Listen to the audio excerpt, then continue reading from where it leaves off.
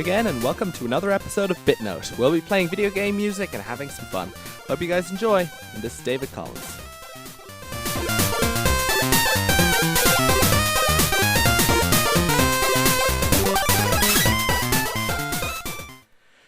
Alright, we're going to start the show with something zany, specifically from Zany Golf.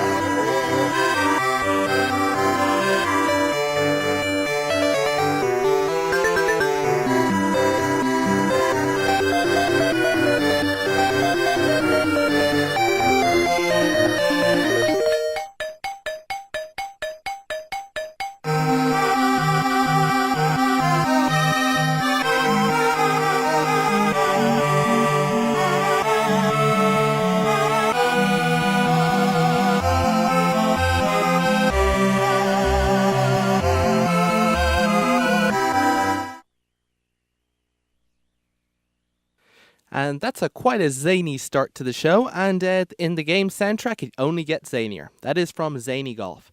It was developed by Sandcastle Productions, and that was just the intro theme by Douglas Fulton. Zany Golf was a classic game originally released on the Amiga and then of course released for a couple of platforms otherwise. It was actually one of my favourite games. It was mini golf, crazy golf, but it wasn't just cranny, it was zany. Yes, I know I'm overusing that word a bit. Let me explain. The first level starts pretty almost mundanely, right? You've got the standard isometric sort of like 2D view when you click and drag on the golf ball and then it putts and it bounces around the sides. It's basically like mini golf. And of course the first level is pretty normal. You're dealing with a windmill. And of course you have to make sure that the ball goes, between the blades of the windmill and into the hole. So standard golf. The next level takes place where the hole is under a great big hamburger. Yeah, this is where it starts to get a little interesting. You in the second level, you basically have to bounce your ball off a bottle of tomato ketchup. Once you do, it squirts ketchup, which is just graphical. And meanwhile, you have to keep clicking to get this hamburger that's in the center of the stage to keep bouncing up and down. Bouncing up and down so that it can suddenly, so that when you actually have a chance of getting the ball in. And then it's really tricky because you have to time your shot so that it goes into the hole when that gigantic burger is bouncing upwards. And it's not just a regular bounce, like it's the whole thing, the whole burger spreads out so you can see all the different layers at the height of the bounce, then it all scrunches back down and bounces. And from then on, it just gets more and more crazy. Each level basically is gimmicks or strange things or fun things. There's like fans at one stage that control how you move the ball, or there's small little pads where you can control the ball for short periods of time. I mean, this is like full-on surrealist. This is what like a lot of games have a bit of fun. They're just going completely crazy, run with the concept and just have as much fun as possible. And then, of course, I think one of my favorite, the pinball level. Yes, there's actually a level where you put your golf ball into a large-sized pinball machine and then have to control your bumpers and keep hitting the ball until it gets in the right place so that it can finally go into the hole at the end of the course. As you can see, quite a lot of variety to it there. The soundtrack, of course, adds to it. You've got a lot more tracks like that in various and different ways and like coming up with all sorts of crazy sounds. So it's just, I just really enjoyed playing it, trying to get through, seeing all the crazy courses. It's kind of it's a short amount of holes, but you've only got so many balls and you got to make it through the whole level. So it's quite a challenge. So, I think it's time for our next game music bit. And this is a nice tune, all right. It's from a game that's basically, the way that sometimes game franchises go and there's like maybe a good game to start off and then there's another good game and people go and then maybe there's a bad game, good game, blah-de, blah. Well, this is from a series where there was a good game, a good game, a good game, and then a gigantically, hugely successful game that ended up sweeping out pretty much everything after it. And so basically this was a game that became so good that the previous games that before it were kind of fell out of the sight. But I certainly played one of those games and it was good, and have a listen.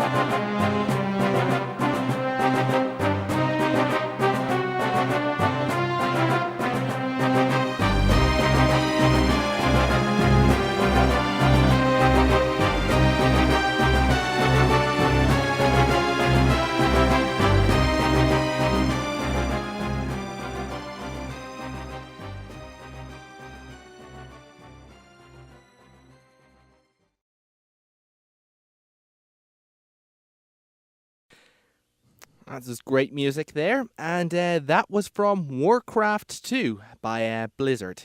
And the music you just heard was the human music, well, part of the human music, and it was by Glenn Stafford, who's basically went on to deal with production a huge amount of Blizzard's music.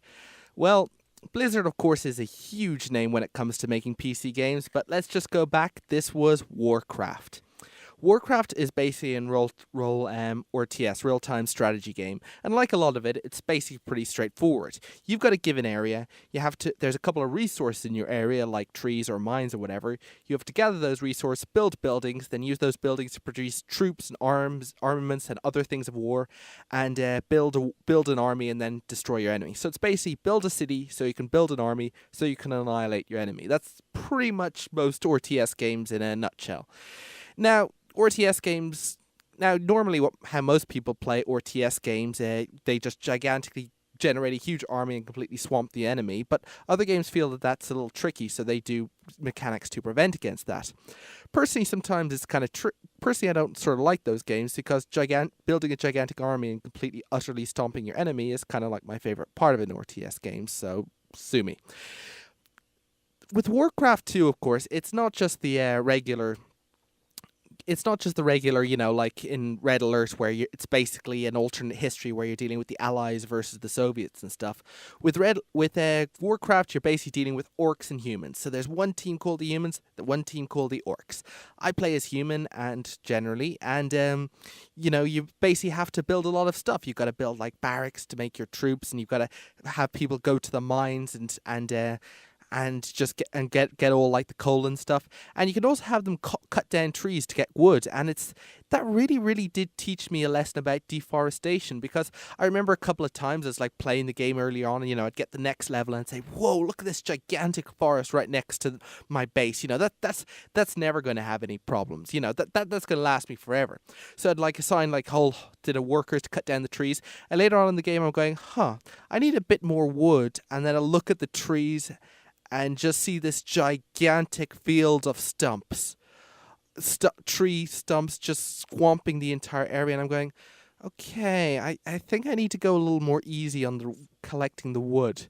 And by that stage, of course, I'd usually have collected enough resources to still annihilate the enemy. But it's just an example of how you got to be tricky about these things, my friend. As in all RTSs, you can build up a crazy army of basically a whole lot of diverse units, like, archers and, of course, wizards. And, of course, my favorite, the basilica, which basically shot these gigantic wooden arrows at your enemies, usually which seem to explode. And, of course, there's nothing quite like just getting a whole troop of basilicas and then gradually creeping them forward into position and blowing stuff up. In fact, one of actually the levels of the game, you've obviously got the big army and you can select them to attack the enemy, and sometimes you got to be careful because the enemy might have defenses or turrets or just great big towers that might rain down things. Of course, you can build the towers too to defend your things. Both armies, but it's just one time you need to be a little strategic. One time I noticed there was just this great big enemy base. And like all enemy bases, the entrance was heavily fortified by these towers. They had all the armies and everything. So what I did was I created a couple of basilicas, the great big, shooting arrow explodey things. And of course had my normal gigantic army of humans and soldiers and everything. And I brought them into position along the side of the camp. Now at the front there were all the turrets, but at the sides there was just a gigantic forest. So what I did was I commanded the basilicas to directly attack the forest, and they blew over a great swathe of the forest, and gradually I kept blowing them in until they created this great big inroad through the forest, and then I had them destroy the enemy wall while it was weak there, and I basically had my entire forces pour in through that side in the wall, destroy pretty much every single building that could possibly generate more additional enemy units, and basically swamp the entire enemy base. And I just loved that. I mean, why go in the front door when you can destroy huge amounts of National Wildlife Preserve and effectively screw your enemy from the side? Like all RTS games, you can get various of your army units to get additional abilities. I remember one time I got my wizard to learn a really powerful spell, and I was wondering, what does it do? So I clicked, and base as an enemy was approaching, and the enemy turned into a sheep. So one of the powerful attacks, Warcraft 2, one of the most powerful attacks is turning one of your enemy opponents into a sheep. Although, to be honest, actually, I always had trouble with that spell because I never really used it in battle. I was more used to clicking and dragging over a gigantic army and just clicking to attack a single thing. But yeah, like I said, the game just had basically there was the orcs and the humans. Depending on which one you chose at the beginning of the game, you get a different storyline and you get a different set of troops because each side was slightly different. Obviously, this game is more like inclined to actually battle. It works well for like playing competitively, with people online. But most of the time, whenever I go online, I'm just deal with people who are far more professional, play the game a lot more than me. So I just play through the single player campaign. One thing the game always has is personality. I read this really interesting article online a while back that I can't seem to find again, but its point was basically that there was a very popular game called there wasn't really a popular game called, another Blizzard game called StarCraft, which is a real-time strategy, and yet there was a competitor which was Total Annihilation. Now, a lot of people said that Total Annihilation was better, but StarCraft turned out to be a huge success, while Total Annihilation was doomed to cult status, if that's really that bad a doom. But it happens. And one of the things they said was, Total Annihilation had robots, whereas StarCraft had all these different crazy, aliens with different personalities and everything. So the article was saying the important thing in a lot of games is personality, and it's something a lot of people miss. It's hard to empathize with a bunch of robots. It's of course not impossible, but it's hard. And I suppose when I think of that article, I think back to Warcraft, and I thought, the game did have a lot of personality. It was a lot of fun. Like I said, there were soldiers and flying animals and wizards and all these great big armaments and stuff, and it was all just a lot of fun. But one thing I remember pretty well about the games was that when you clicked on a character to get them to move anywhere, you'd hear a little voice command from them.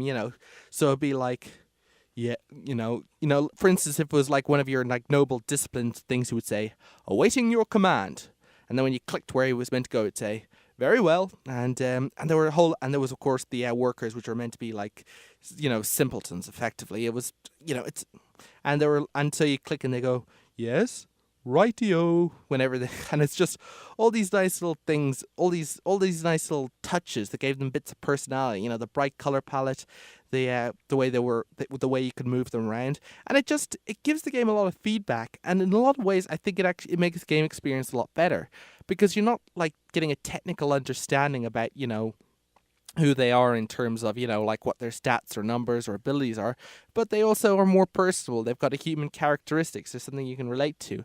And I mean, that's something that a lot of good games capitalize well on. Now, of course, it's a little tricky because you're saying, oh, whatever your first impression of this character is, that's completely the right attribute. Although it's usually not that case, In any video game, you learn a lot more. But it's just, I like a lot of games that just, that have that human aspect, that have a bit of personality, that has something that really engages you in it. I've talked on this show before about Team Fortress 2, where where you can play as a spy or a sniper or a great big, heavy guy with a great big chain gun, and all of them have got really strong personalities. You hear their personalities both in comments they make and their visual design, and even cutscene. And the company that made Team Fortress 2 even put internet videos online about their that were basically gave more insight into these characters. So I suppose when you got that personal attachment to the characters and that sense of personality to it, it just helps you engage more and have more fun with the game and the characters and everything involved. The funny thing, of course, with early games, you almost didn't need to worry about personality. I mean, I'm overstretching things a bit, but characters by default were almost always bright and colourful. I mean, even especially with Sonic the Hedgehog came, great big blue hedgehog and all these different characters. You'd have Marco's Magic Football, where British kid kicks around a football and stuff. These days, however, I mean, has games got more realistic and we can depict actual humans, I think it became a little harder for the characters to actually, have real characteristics, humor and personality. I think part of it is because, of course, people weren't sure what sort of personality would sell, so they just created a very generic one that's been known to sell well. And in some cases, they don't even give the player character personality at all. You're just there's just a blank slate you're meant to project yourself onto. But I just think about games like Warcraft and realize, personality, various ways of engagement, they can really get you involved in the game, and I think it's good to have more of that sort of stuff. Of course, even though games do get realistic, there's always a few crazy ones. And I think I'll just play some music from a game that sort of fits the definition of crazy pretty damn well.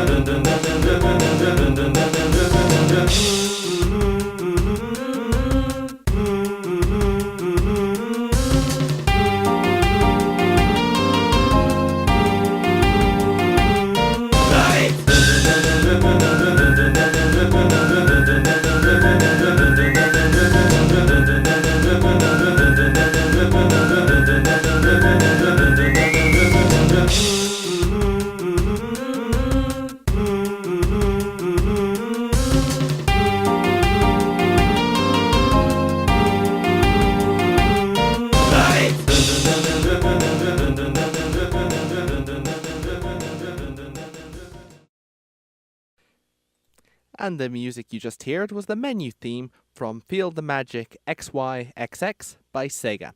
And the music of that game was composed by Naofumi Hatiya, Tomo Sasiki, and Mariko Nanba. As I've said, it's sometimes tricky to know exactly who was involved in that track, but they all made a good effort. Feel the Magic was an early title released for the Nintendo DS. Now, I suppose maybe some of you, of course, now think, oh, Nintendo DS was probably that hugely successful Nintendo handheld console with 2 screens and a touchscreen and everything that's currently got a 3DS version. But back when it was released, it was actually an unsafe bet. A lot of people were wondering, heck, is this thing even going to be successful? And essentially, the entire console was very weird. I mean, handheld consoles were established at the time. You had one screen, some control method of control, like a D-pad on the left and some buttons on the right, maybe some shoulder buttons, and that was it. And here the Nintendo DS came along and said, oh, wait a sec, we've got 2 screens. And not only do we have 2 screens, we've also got a microphone. Not only do we have a microphone, but the bottom screen is completely touch screen, so you can control the game by using touch. And people were going, wait, what? I mean, keep in mind, this is way before the iPhone or anything. You know, the idea of just making a game that was completely touchscreen, I mean, sure, it had been done in various forms, but like on a major... This was Nintendo's like new handheld console, like touchscreen and 2 screens and all this sort of stuff. And so essentially, as what happens whenever a new console or anything with a new technology or form comes out, a lot of games come out that try to experiment with it. And Feel the Magic was one of those games. The whole thing is basically a series of mini-games. And each one of the mini-games usually does something where you touch things, like a whole lot of bulbs pop up and you have to touch them, or you have to use the microphone by speaking in, or you have to do all these crazy controls using the touch screen and everything. The whole game is basically just trying to find out as many different like little gameplay methods you can use using the power features of the DS as possible. Now, to be honest, a couple of them were a little tricky. I mean, of course, one thing with touchscreen is that you don't get as much responsive as buttons. And I don't know, I thought a lot of the mini-games were okay, a little simplistic. I think my favourite mini-game was one where you have to sneak into a factory and you've got some guards and they're all shining their torches in different directions. And as the people are sneaking in through a predetermined path, you've got to touch all these dogs on the 4 sides of the screen to get the guards looking at them. And as they look at them, the guys sneak behind, and there's this whole system of trying to get the right dogs to bark in the right order so the guards are looking in the right direction at the right time so your guys can sneak past. And I thought that was a really, really clever thing. I'm surprised that... I'm wondering if someone else could do it, and the funny thing was you don't even need a touchscreen for it, so I'm surprised no one's like taken it and put into another context. But yeah, a lot of the touchscreens were kind of fun. They were trying to stretch and explore new territory, do things in a different way, come up with all these crazy things. And you'd expect a game, and do crazy things like slingshots in a car, but you'd expect a game that's just a bunch of mini games thrown together to just have like some sort of chaotic and barely coherent plot that just jumps around and does a lot of crazy things that don't make a lot of sense. And in all fairness, you'd be completely right. That's exactly what the game is. It starts with you being a guy who wears this blue motorcycle helmet, and the game's got a really nice art style where everyone's basically a silhouette with clear definition, I mean. And basically you see a girl and it's love at first sight. And basically the whole game is your very, very weird pursuit of her. Except, you know, she's, you try to help her or like protect her from all these bulls running at her, or if she gets dirty and you're trying to clean her. Yeah. That's a kind of a weird part of the game, all right. The game does have some weird subtext, but or save her from a gigantic plant monster by throwing fire logs at it. But the game has kind of got a really weird, twisted plotline, and part of the reason is that you're not alone in trying to help your and try to get the affections of the girl. You've also got a gigantic band of performance artists called the Rub Rabbits to help you. Yes, and what's more, that you've got this guy in a gigantic mohawk who's trying to like steal the girl away from you and uses gigantic technologies and everything. So the game, and all this in very abstract, stylish way, which means we don't quite see the girl's face, just a silhouette. And the game is kind of surreal. It's a glarish blend of colors. It's got a glarish music. You're never quite sure what the next stage is going to be like. And the whole game comes off as being very, very weird.